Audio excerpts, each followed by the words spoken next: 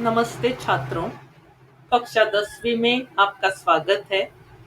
अभी हम हिंदी लोक भारती 10वीं कक्षा की पहली कविता भारत महिमा देखने वाले हैं, जिसके कवि है जयशंकर प्रसाद। परिचय। जन्म 1890, वाराणसी उत्तर प्रदेश। मृत्यु 1937, वाराणसी उत्तर प्रदेश। परिचय। जयशंकर प्रसाद जी छायावादी युग के 4 स्तंभों में से एक हैं। आप बहुमुखी प्रतिभा के धनी हैं। कवि, नाटककार, कथाकार, उपन्यासकार तथा निबंधकार के रूप में आप प्रसिद्ध हैं। आपकी रचनाओं में सर्वत्र भारत के गौरवशाली अतीत, ऐतिहासिक विरासत के दर्शन होते हैं। प्रमुख कृतियां झरना, आंसू, लहर काव्य, कामायनी महाकाव्य, स्कंदगुप्त, चंद्रगुप्त, ध्रुवस्वामिनी ऐतिहासिक नाटक, प्रतिध्वनि, आकाशदीप, इंद्रजाल कहानी संग्रह, कंकाल, तितली, इरावती उपन्यास आदि। पद्य संबंधी। प्रस्तुत कविता में कवि ने अपने देश के गौरवशाली अतीत का सजीव वर्णन किया है। कवि का कहना है कि हमें अपने देश पर गर्व करते हुए उसके प्रति अपना सर्वस्व निछावर करने के लिए हमेशा तत्पर रहना चाहिए। तो चलिए अब हम कविता पढ़ेंगे। मैं कविता पढ़ती हूँ, आप उस पर अपना ध्यान केंद्रित कीजिए। हिमालय के आंगन में उसे किरणों का दे उपहार, उषा ने हंस अभिनंदन किया और पहनाया हीरक हार। जगे हम लगे जगाने विश्व, लोक में फैला फिर आलोक। व्योमतम पुंज हुआ तब नष्ट, अखिल संस्कृति हो उठी अशोक। विमल वाणी ने वीणा ली, कमल कोमल कर में सप्रीत। सप्त स्वर सप्त सिंधु में उठे, छिड़ा तब मधुर साम संगीत। विजय केवल लोहे की नहीं, धर्म की रही धरा पर धूम। भिक्षु होकर रहते सम्राट, दया दिखलाते घर घर घूम। गोरी को दिया दया का दान, चीन को मिली धर्म की दृष्टि। मिला था स्वर्ण भूमि को रत्न, शील की सिंहल को भी सृष्टि। किसी का हमने छीना नहीं, प्रकृति का रहा पालना यही। हमारी जन्मभूमि थी यही, कहीं से हम आए थे नहीं। चरित थे पूत, भुजा में शक्ति, नम्रता रही सदा संपन्न। हृदय के गौरव में था गर्व, किसी को देख न सके विपन्न। हमारे संचय में था दान, अतिथि थे सदा हमारे देव। वचन में सत्य, हृदय में तेज, प्रतिज्ञा में रहती थी टेव। वही है रक्त, वही है देश, वही साहस है वैसा ज्ञान। वही है शांति, वही है शक्ति, वही हम दिव्य आर्य संतान। जिए तो सदा इसी के लिए, यही अभिमान रहे यह हर्ष। निछावर कर दे हम सर्वस्व, हमारा प्यारा भारतवर्ष। तो चलो बच्चों, अब हम इस कविता की पहली 2 जो पंक्तियां हैं उसका भावार्थ देखेंगे। इसकी पहली पंक्तियां मैं अभी पढ़ती हूँ। हिमालय के आंगन में उसे किरणों का दे उपहार, उषा ने हंस अभिनंदन किया और पहनाया हीरक हार। देखो बच्चों, कवि भारतवर्ष का यहाँ गुणगान गाते हैं। भारत महिमा, महिमा का अर्थ है बड़प्पन।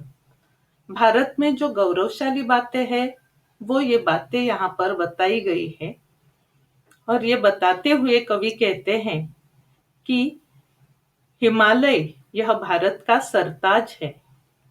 सूरज की जब पहली किरणें हिमालय की बर्फीली चोटियों पर पड़ती हैं तो चोटियां चमकने लगती हैं। हिमालय के आंगन में सूरज की पहली किरण पड़ना, यह भारतवर्ष के लिए अमूल्य भेंट है। उपहार जिसका अर्थ है भेंट। तो सूरज की यह पहली किरण भारतवर्ष के लिए अमूल्य भेंट है। हिमालय के सफेद बर्फ पर जब ये किरणें पड़ती हैं, तब ये चोटियां चमकने लगती हैं। ऐसा हर रोज होता है और यह सब नजारा देखने पर कवि कहते हैं, मानो उषा मतलब सुबह भारत का अभिनंदन कर उसे हीरों का हार पहना रही हो। अब ये आगे की दो पंक्तियां। जगे हम लगे जगाने विश्व, लोक में फैला फिर आलोक, व्योमतम पुंज हुआ तब नष्ट, अखिल संस्कृति हो उठी अशोक। यहाँ पर कवि कहते हैं, जगे हम लगे जगाने विश्व मतलब सूर्योदय होते ही हम भारतीय सबसे पहले जग जाते हैं और नए दिन का स्वागत करते हैं। उसके बाद हम दुनिया को भी जगाते हैं, ज्ञान का प्रकाश जग में फैलाते हैं। ऐसा लगता है कि ज्ञान रूपी प्रकाश अंधकार रूपी अज्ञान को नष्ट कर रहा है। इससे सारी दुनिया शोक रहित हो उठती है, मतलब आनंदमय हो जाती है, खुश हो जाती है। विमल वाणी ने विणाली, कमल कोमल कर में सप्रीत, सप्त स्वर सप्त सिंधु में उठे, छिड़ा तब मधुर साम संगीत। भारत भूमि हमेशा अच्छे विचारों वाली भूमि रही है। इस भूमि पर अनेक मूल्यवान साहित्य निर्माण हुआ है। अपने भारत देश की महिमा इतनी गौरवशाली, समृद्ध व महान है कि इसी देश ने विश्व को संगीत की अनमोल सौगात दी है, भेंट दी है। संगीत की देवी माँ सरस्वती ने अपने एक हाथ में वीणा व दूसरे हाथ में प्रेम के साथ कमल को धारण कर सभी को संगीत का अमृत पान करवाया। इसी कारण विश्व रूपी सप्त सिंधुओं में संगीत के सप्त स्वर गूंज उठे और मधुर सामवेद, साम मतलब सामवेद संगीत का आविष्कार हुआ है, निर्मिति हुई है। विजय केवल लोहे की नहीं, धर्म की रही धरा पर धूम, भिक्षु होकर रहते सम्राट, दया दिखलाते घर घर घूम। भारत पर कई बार विदेशियों ने हमला किया, फिर भी भारत की अखंडता कायम रही। इन युद्धों में भारत की जीत हुई। भारतवर्ष ने शस्त्र से बढ़कर शास्त्र को महत्व दिया है, नैतिकता तथा मानवीयता को अपनाया है, सभी को सिखलाया है कि विजय केवल युद्ध या झगड़ा करने से नहीं, बल्कि विजय शास्त्र से ही मिलती है। इससे बढ़कर दूसरी कोई जीत नहीं हो सकती। भारत ने दुनिया के सामने कई आदर्श रखे हैं। बुद्ध ने बौद्ध धर्म का प्रसार किया है, अशोक को मानवता ने हराया, दुनिया को शांति का संदेश दिया है। मतलब भारत भूमि शस्त्र नहीं, शास्त्र की सीख देती है। यह महत्वपूर्ण बात इन पंक्तियों में कही गई है। गोरी को दिया दया का दान, चीन को मिली धर्म की दृष्टि, मिला था स्वर्ण भूमि को रत्न, शील की सिंहल को भी सृष्टि। भारतवर्ष का इतिहास गवाह है कि अपने पूर्वजों ने विदेशियों को पनाह दी, शरण दी।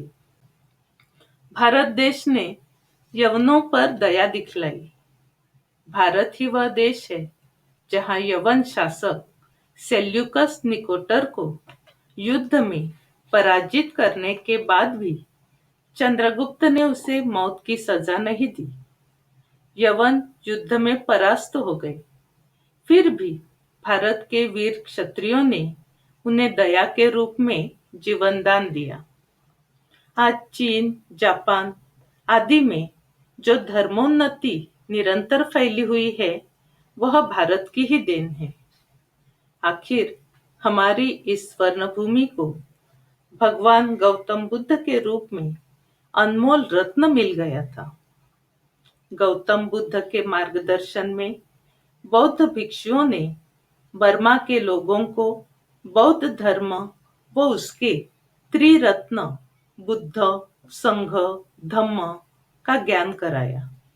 उन्होंने ही श्रीलंका को पंचशील, पंचशील कौन से है? झूठ न बोलना, चोरी न करना, नशा न करना, हिंसा न करना, पाप न करना आदि इसका ज्ञान कराया। हमारे देश ने ही सिंहल अर्थात श्रीलंका को शील रूपी मूल्य दिया, जिसका अनुकरण करके वहां के लोगों ने अपनी चातुर्दिक प्रगति की। अभी आगे देखेंगे। किसी का हमने छिना नहीं, प्रकृति का रहा पालना यही। हमारी जन्मभूमि थी यही, कहीं से हम आए थे नहीं। भारत की प्रकृति की अनोखी छटा निराली ही है। यहाँ की प्रकृति इतनी उदात्त है कि उसने हम सभी को इतना सब कुछ दे दिया है कि हमें किसी से कुछ मांगने की परिस्थिति निर्माण नहीं होती। अतः हमें किसी से कुछ मांगने की या किसी से कुछ छीनने की आवश्यकता ही नहीं हुई। हम सब आर्य हैं। हम यहाँ पर किसी अन्य स्थान से नहीं आए थे, बल्कि इस पवित्र देश में ही हमारा जन्म हुआ था। सो हमारी जन्मभूमि यह हमारी ही है। विदेशियों ने कई बार अपने देश पर आक्रमण किए, देश की लूट की, लेकिन इतिहास में ऐसी एक भी घटना का जिक्र नहीं मिलता जहां भारत ने अन्य राष्ट्र पर आक्रमण करके उनका मान सम्मान छीन लिया है या उनकी जमीन भी छीन ली है। हमने सदैव अपने देश की भलाई चाहिए। मतलब हम किसी का छीनना नहीं जानते। यह हमारी भूमि है, यहाँ के हम वासी हैं।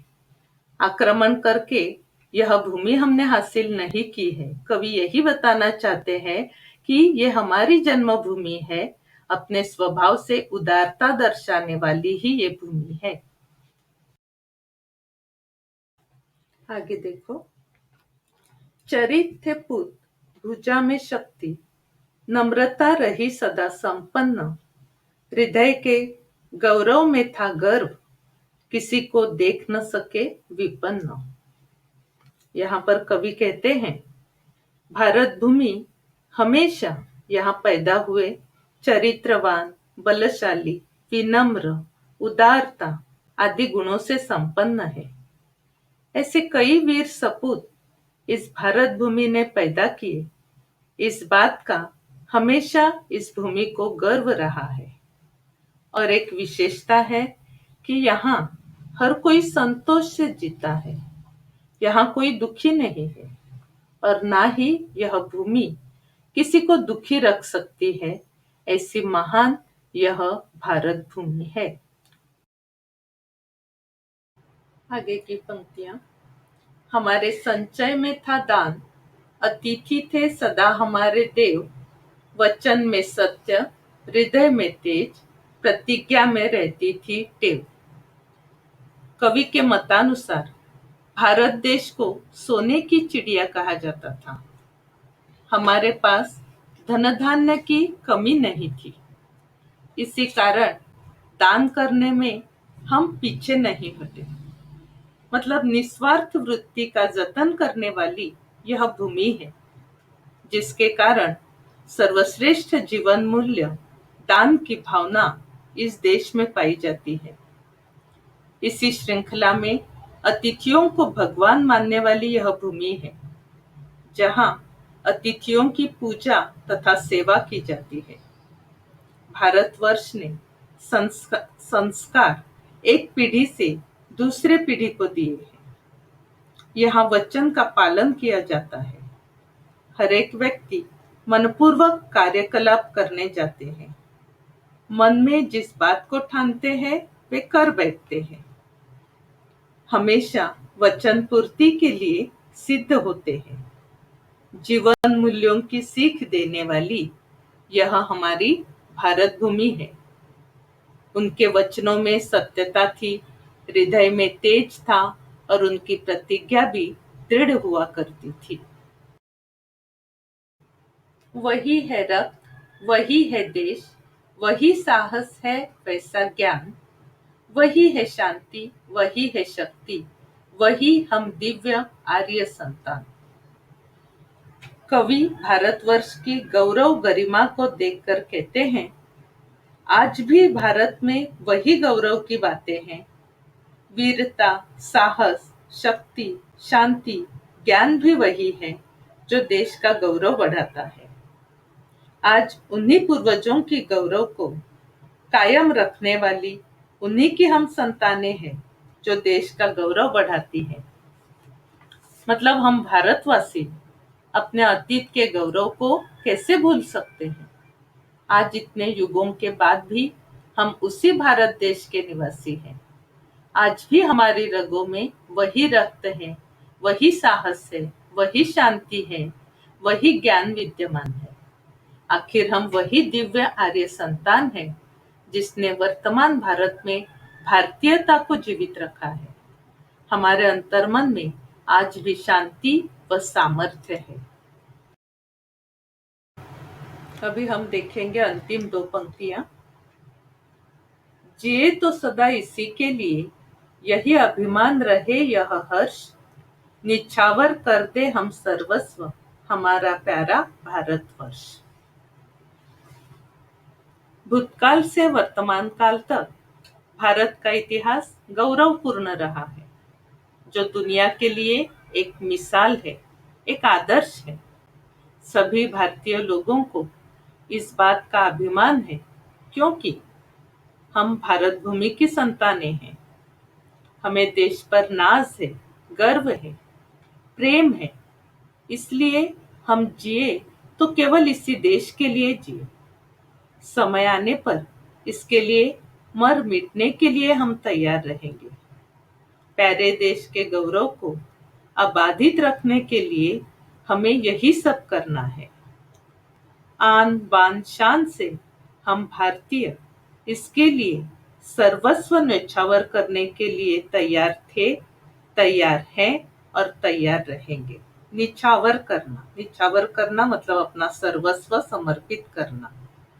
धन्यवाद। तो अब हमारी ये कविता समाप्त हो गई है।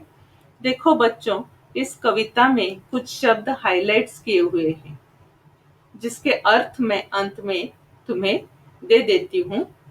अगर जरूरत है तो तुम लिखवा सकते हो।